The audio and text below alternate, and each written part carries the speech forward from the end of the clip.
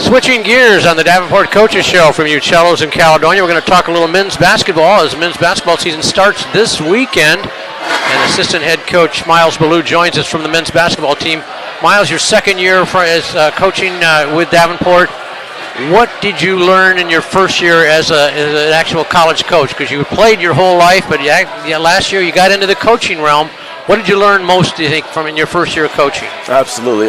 Before we get into that, I really want to take a step back and first off congratulate you on being, what is that, Grand Rapids Sports Hall of Fame, first off. Thank you very much. Thank you for that. I appreciate that. Not only that, sir, thank you for the help that you did for the volunteer work that we did for Kids Food Basket. Oh, you guys went out to Kids Food Basket. Did you enjoy yourself? Yes, sir, we did. Yeah, absolutely. It was a great experience. Glad to hear that. Yes, sir. Getting back to your question, sir, a lot of adjustments. It was a good time being a student athlete and all that stuff, and switching over to being in a coaching role. It's a lot of adjustments and getting used to new guys and new faces, and kind of switching over that friendship to coaching role. It was a lot, but understanding how communication and being clear with everybody is so key for everybody to be on the same page is one of the biggest things that I learned. You mentioned switching over from the friendship side, so that means you had to sometimes get in the face of guys who you were friends with just a year earlier. Yes, sir. How was that?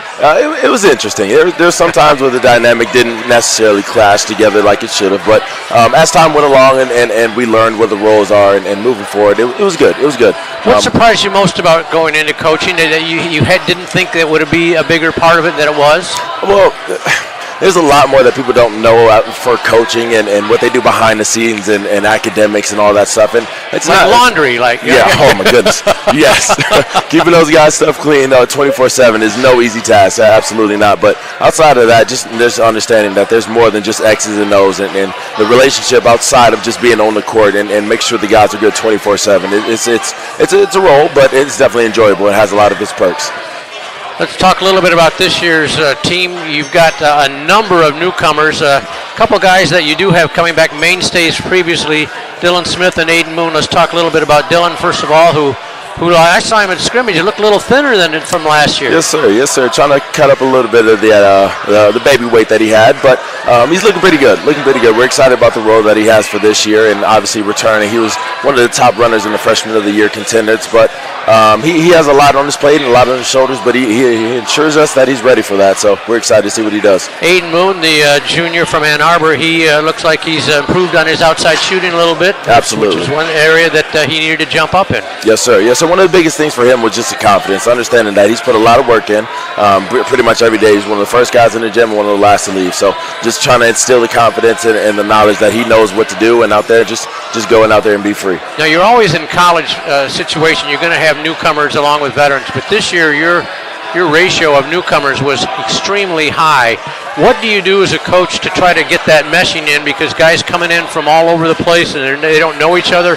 How do you get the team to gel personally on the court and maybe even off of it? Yes, sir. Well, for any coach in any team on the college level, getting guys to gel for any sort of reason, whether it's one newcomer or 10 newcomers or 9 for our situation, one of the biggest things is to make sure everybody's on the same page and gelling together. So one of the biggest things that we do is really just a lot of film sessions, making sure that everybody knows what their job is and everybody's on the same page as far as that. Now, outside of that, we do obviously every team in America pretty much does team bonding and all that stuff. So we've done a couple events and all that stuff and making sure that guys have willing and open line of communication between not only us but each other, and that's the biggest thing, because the guys are on the floor, not just us. So there's plenty of times that we have guys coming together before and after school and before practice and all that stuff, and they're doing a pretty good job so far staying together. You mentioned 9 newcomers. Mention a couple of guys that have stood out and had good preseason camps. Absolutely. Well, for everybody at starting together as a new team,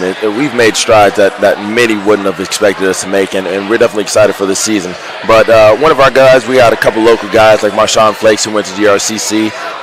We got Kentwood kid, right? Yes, sir. Right near yes, here. Sir. Yeah. Yes, sir. Kean Hinkle, a freshman from Byron Center. one of our guys that they're really excited about. A lot of people didn't really know what his game was because he's a little bit undersized, but his skill-wise definitely matches that 10 times fold. So a couple guys like Kendall Walker, a D3 kid from Earlham College, he is really exciting. He can put the ball in the basket a lot. So other guys like Sangolay Njai coming in from Purdue Northwestern Roosevelt, guys who are really just ready to compete, and that's one of our biggest things. Who can get out there and compete consistently for 40 minutes? Sangolay redshirted last year, so he was able to practice. You got a feel for him.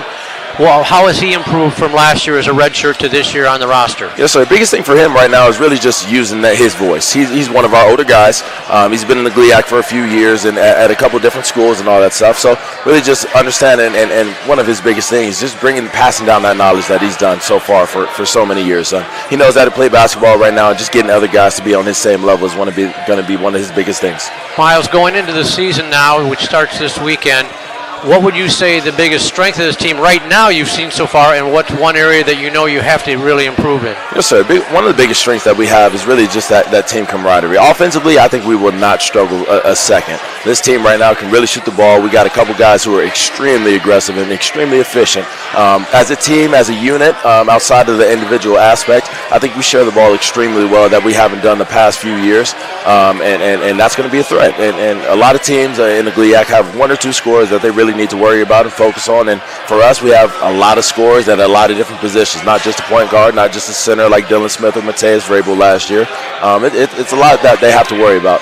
Now, for what we have to work on, I think obviously every team wants to be a really good defender, and as you know, defense wins championships, and that's something that we're really trying to work on.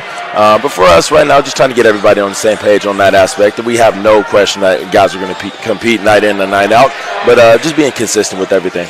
1 week from tonight, you have the home opener, but this weekend you're part of the Great Lakes Valley GLIAC Challenge, so you'll play 2 games out of state, a 4-team matchup, a classic format. That's always a good tune-up for you to let you know where you are as a team, isn't it? Yes, sir, absolutely. So one of that biggest crossover of really the year, one of the 2 most important games that we'll have all season are really the first 2 games that we have. Kind of backwards the way it's set up, but I mean, obviously it's one of the most fun games that we'll have to really determine how we do later on in the stretch of the season.